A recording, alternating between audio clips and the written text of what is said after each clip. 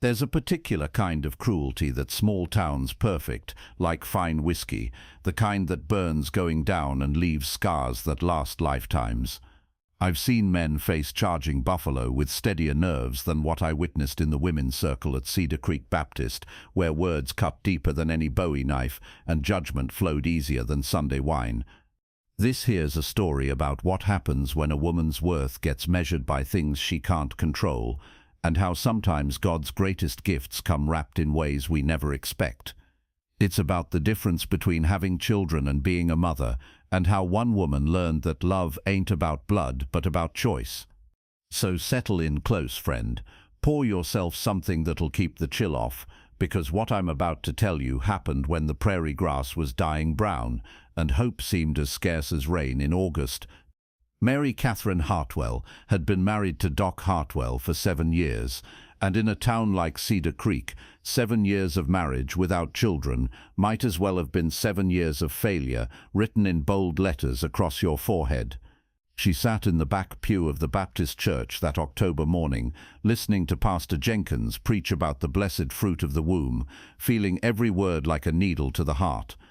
Mary was 31, which made her practically ancient by frontier standards for a woman without babies clinging to her skirts. She had gentle hands that could mend anything from torn shirts to broken spirits, eyes the color of prairie sky after rain, and a laugh that could light up the darkest room. But none of that mattered to the good women of Cedar Creek, who measured a female's worth in diapers changed and cradles filled. Doc Hartwell had tried everything his medical knowledge could provide. Tonics from back east, treatments that left Mary weak and hopeful, prayers that seemed to bounce off the ceiling like stones off hardpan. Nothing took. The babies she carried never lasted past the 3rd month, and each loss carved another piece out of her heart until she wondered if there was anything left worth saving. Poor Mary Catherine, the women would whisper behind their gloved hands after Sunday service, barren as the Sahara Desert. What good is a woman who can't give her husband sons? Mrs. Pemberton, the banker's wife, was the cruelest of the bunch. I suppose some women are just made defective, she'd say loud enough for Mary to hear. Like a broken plough that looks fine but won't turn soil, better to put them out to pasture and find one that works. Mary bore these cuts with the kind of grace that comes from having your heart broken so many times it learns to heal crooked. She threw herself into other kinds of caring, nursing sick folks back to health, teaching the few children in town their letters, tending the church garden with the devotion other women gave to their own young. But late at night, when Doc was making his rounds, and the house echoed with the kind of emptiness that only childless women know, Mary would sit in the room they'd prepared as a nursery and wonder if maybe the cruel women were right. Maybe she was broken, maybe she was less than other women, defective in some way that couldn't be fixed with medicine or prayer. Living about 5 miles north of town was a man named James Sullivan, who ran a modest cattle operation and kept mostly to himself. James was a widower, pushing 40, with calloused hands and eyes that held more sadness than any man should have to carry. His wife Sarah had died in childbirth 3 years back, taking their hopes for a family with her to the grave. But 2 months ago, James's life had taken an unexpected turn. His brother Patrick had been killed in a mining accident up in Colorado, leaving behind a 7-year-old boy named Tommy with no family and nowhere to go. The boy had arrived on the evening train, carrying everything he owned in a flour sack and wearing grief like an ill-fitting coat. Tommy was a quiet child, all elbows and knees, and serious brown eyes that had seen too much sorrow for someone so young. He'd barely spoken a word since arriving at the ranch, communicating mostly in nods and headshakes, eating his meals like he expected someone to snatch the plate away at any moment. James was doing his best, but raising a boy alone was like trying to break a Mustang with one hand tied behind your back. He could teach Tommy to ride and rope and work cattle, but there were other things, the gentle touches, the bedtime stories, the way a mother's love could heal wounds that medicine couldn't reach, that James knew he couldn't provide no matter how hard he tried. He'd been watching Mary Catherine Hartwell for months now, seeing how she lit up whenever children were around, noticing how her face softened when she helped with the church school. He'd seen the way the other women treated her, the whispered comments and cruel looks, and it made something burn hot in his chest like a brand. James Sullivan had always been a man who believed actions spoke louder than words, and watching a good woman get torn down for something beyond her control while a lonely boy sat at his kitchen table picking at his breakfast, well, that seemed like a problem that might have a solution if a man was brave enough to speak it out loud. The opportunity came on a Thursday afternoon when James brought Tommy into town for supplies. The boy needed winter clothes, and James figured Cedar Creek's general store would have better selection than the catalogs. They were loading packages into the wagon when Mary Catherine came walking down Main Street, carrying a basket of medicines for her husband. Tommy looked up at her with those serious brown eyes, and something in his expression changed.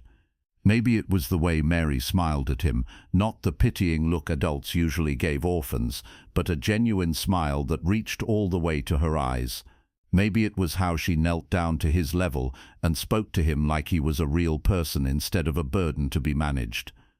"You must be Tommy," she said gently. "I'm Mrs. Hartwell. I've heard you're living with Mr. Sullivan now." Tommy nodded, then surprised everyone by speaking. "You got pretty eyes," he said, his voice barely above a whisper. Mary's face lit up like sunrise over the mountains. "Why, thank you, Tommy. That's very kind of you to say." James watched this exchange with the kind of attention a man gives to weather signs before a storm. He saw how Mary's whole posture changed around the boy, how her voice got softer, how her hands moved like she wanted to smooth down his unruly hair, but was too polite to presume. And he saw how Tommy leaned toward her like a plant seeking sunlight. That evening, James Sullivan did something he'd been thinking about for weeks but hadn't quite worked up the courage to attempt. He hitched up his wagon, settled Tommy on the seat beside him, and drove into Cedar Creek to pay a social call on Doc and Mary Catherine Hartwell. The Hartwells lived in a neat white house with a front porch that caught the evening breeze and a garden that Mary tended like it was her own children. Doc answered the door with his sleeves rolled up and his spectacles perched on his nose, looking surprised to see visitors at this hour. "James, Tommy," Doc said warmly. Come in, Mary Catherine, we have company." Mary appeared in the parlor doorway, smoothing her apron and looking pleased but puzzled by the unexpected visit. "Mr. Sullivan, Tommy, what a lovely surprise. Can I get you some coffee? I just made a batch of molasses cookies." Tommy's eyes went wide at the mention of cookies. James noticed that the boy had barely taken his eyes off Mary since they'd walked through the door, like she was some kind of miracle he was afraid might disappear if he looked away. They sat in the Hartwells' cozy parlor, making polite conversation about the weather and cattle prices, while Tommy demolished half a plate of cookies and actually smiled for the first time since arriving in Cedar Creek. Mary kept finding excuses to fuss over the boy, straightening his collar, wiping crumb from his chin, asking about his life before the ranch. "Tommy's been having some trouble settling in," James finally said, getting to the heart of why he'd come. "Can't say I blame him, losing his folks, coming to live with an old bachelor who barely knows which end of a child is up." Mary's expression grew soft with understanding. "It must be very hard for him, and for you, trying to figure out how to help." James shifted in his chair, suddenly feeling like a man trying to gentle a spooked horse. "The thing is, Mrs. Hartwell, I've been thinking, Tommy needs more than I can give him, needs someone with a gentler touch, someone who knows about raising children." Doc leaned forward, his medical instincts sensing where this conversation was heading. "James, what exactly are you trying to say?" James looked at Tommy, who had curled up on the rug near Mary's chair, like a cat seeking warmth. The boy was listening to every word with that intense concentration children use when adult conversations might affect their lives. "I'm saying that boy needs a mother," James said quietly. And I've been watching Mrs. Hartwell with the children at church, seeing how they light up around her. Seems to me like maybe," he paused, choosing his words careful as a man crossing thin ice, "maybe this town's got it backward about what makes a good mother." The silence that followed was so complete, you could hear the clock ticking on the mantelpiece. Mary's hand went to her throat, her eyes wide with something between hope and disbelief. "James," Doc said carefully, "are you suggesting what I think you're suggesting?" "I'm suggesting that Tommy and I both need something we don't have," James replied, "and Mrs. Hartwell here might be exactly what we need." He turned to Mary, his voice growing gentler. "I know this is sudden, and I know what folks in this town have been saying about you, but I've seen how you are with children. I've seen the kindness in your heart." Mary's eyes filled with tears, not the bitter tears she'd cried so many nights alone, but tears that looked suspiciously like hope wearing work clothes. "But James," she whispered, "I'm married, and even if I weren't, I can't have children. I'm barren, like they all say." James stood up and moved to kneel beside her chair, his hat in his hands like a man making the most important proposal of his life. "Mrs. Hartwell, begging your pardon, but that's the biggest fool talk I ever heard. You think being a mother is just about carrying babies. What about all the caring you do every day? What about the way you teach children to read, the way you nurse sick folks back to health, the way you make everyone around you feel loved?" He gestured toward Tommy, who was watching this exchange with the intensity of a child whose future was being decided. "That boy there has been lost and scared and alone since the day he arrived. But you've been in this room for 30 minutes, and he's already smiling again. If that ain't mothering, I don't know what is." Mary looked at Tommy, then back at James, her mind reeling with possibilities she'd never dared consider. Are you asking me to help raise Tommy?" "I'm asking if you'd consider marrying me and becoming his mother in truth as well as heart," James said simply. "I know it's not romantic. I know I'm not offering you love letters and sonnets, but I'm offering you something I think you want more than anything else in this world, the chance to be a mother to a boy who needs you more than his next breath." Doc Hartwell had been listening to this exchange with the kind of attention he usually reserved for difficult diagnoses. Now he cleared his throat and spoke with the quiet authority of a man who'd spent years watching his wife's heart break. "Mary Catherine," he said gently, "you know I've always wanted your happiness above all else. These past years, watching you grieve for the children we couldn't have." He paused, his own eyes misting. "Maybe this is God's way of answering our prayers. Different than we expected, but an answer all the same." Mary looked around the room at her gentle husband, who'd stood by her through years of loss, at the rancher who was offering her the one thing she'd always wanted, at the little boy who was watching her like she held his whole world in her hands. "Tommy," she said softly, "how would you feel about having me for a mother?" The boy's response was immediate and devastating in its simplicity. He scrambled up from the rug and threw his arms around Mary's neck, holding on like she was the only solid thing in a world that had gone liquid with grief and uncertainty. "I'd like that," he whispered into her shoulder. "I'd like that a lot." The scandal that erupted when Mary Catherine Hartwell announced her intention to divorce Doc and marry James Sullivan was talked about from Cedar Creek to the county seat. The good women of the town clutched their pearls and whispered about the shocking impropriety of it all, the abandonment of Christian duty, the shameful pursuit of motherhood through such irregular means. Mrs. Pemberton was particularly vocal in her disapproval. "That barren woman has finally lost her mind," she declared to anyone who'd listen, "destroying a perfectly good marriage just to play pretend mother to some orphan boy." But Doc Hartwell stood firm in his support of his wife's decision.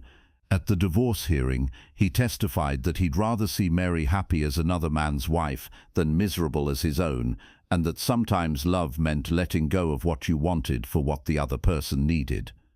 The wedding took place in late November, a simple ceremony in James's parlor with only Doc Hartwell, the preacher, and Tommy as witnesses. Mary wore her best blue dress instead of white, and Tommy stood beside them, holding the rings with the solemnity of a child who understood he was witnessing something that would change his life forever. Their first months together weren't easy. Tommy had nightmares about his parents' deaths, and Mary had to learn how to comfort a grieving child while navigating marriage to a man she barely knew. James struggled with watching his new wife pour all her maternal love into another man's son, wondering if there would be any left over for him. But slowly, carefully, they built something none of them had expected, a real family. Mary threw herself into motherhood with the passion of a woman who'd been denied it too long. She learned Tommy's favorite foods, memorized his bedtime stories, and stayed up nights when the bad dreams came. She taught him to read properly, helped him with his schoolwork, and showed him how to tend a garden with the same care she'd once lavished on her empty nursery. Tommy bloomed under her attention, like a flower that had finally found the right soil. The quiet, serious boy began to laugh and chatter and ask the endless questions that healthy children ask. He started calling Mary Mama without being told to, and the first time he said it, she cried for an hour. James watched his wife become the mother she'd always been meant to be, and somewhere along the way, his practical marriage of convenience transformed into something deeper. He fell in love not just with Mary's beauty, but with her strength, her compassion, and her fierce devotion to the boy they were raising together. The town's opinion began to shift as the seasons changed.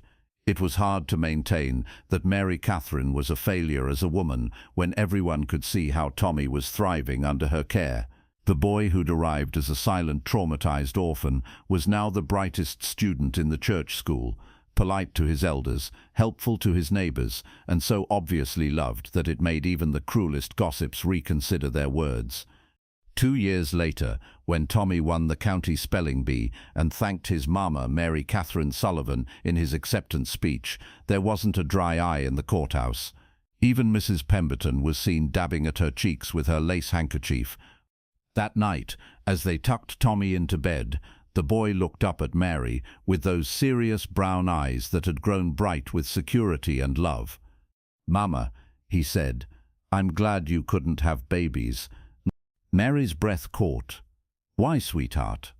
"Because if you'd had your own babies, you might not have had room for me."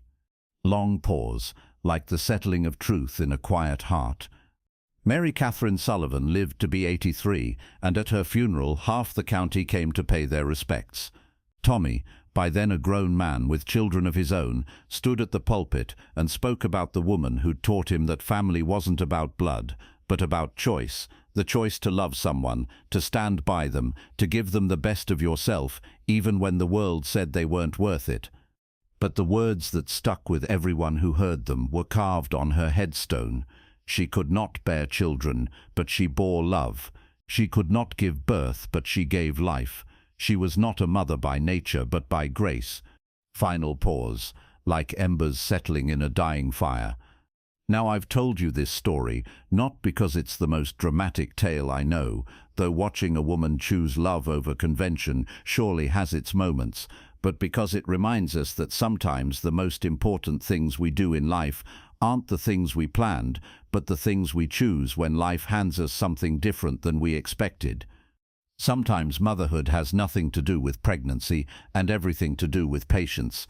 Sometimes fatherhood is less about creating children and more about creating security. And sometimes, just sometimes, when the whole world tells you you're not enough, that's exactly when God sends you someone who needs exactly what you have to give. The frontier's full of stories about people who got exactly what they wanted. But this one's about people who got exactly what they needed, even though it came wrapped different than they'd dreamed. And sometimes that's the most beautiful gift of all. Trust me on that. I've seen love create families where blood couldn't, and it's a sight that'll restore your faith in the way things are supposed to work out, even when they don't work out the way you planned.